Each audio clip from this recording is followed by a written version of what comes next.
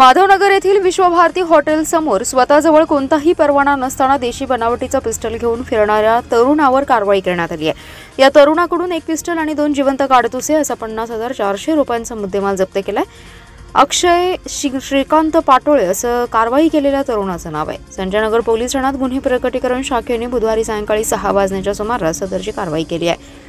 संजयनगर परिसरात गुन्हेगारी पुन्हा डोके वर काढत असल्याने अवैध शस्त्र बाळगणाऱ्या संशयितांवर कारवाई करण्याचे आदेश वरिष्ठ पोलिसांनी दिले होते। त्यानुसार संजयनगर पोलीस ठाण्याच्या गुन्हे प्रकटीकरण शाखेचे कर्मचारी दीपक गायकवाड हे माधवनगर परिसरात सायंकाळी पेट्रोलिंग करत होते। यावेळी माधवनगर येथील हॉटेल विश्वभारती समोर अक्षय पाटोळे हा संशयितरित्या उभा असलेला दिसला।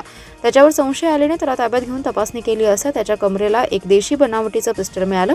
या पिस्टलच्या परवान्याबाबत चौकशी केली असता त्याच्याकडे परवाना नसल्याचं निष्पन्न झालंय। यानंतर त्याच्याकडून एक देशी बनावटीचं पिस्टल आणि 2 जिवंत काडतुसे असा मुद्देमाल जप्त करून त्याच्यावर कारवाई करण्यात आली आहे।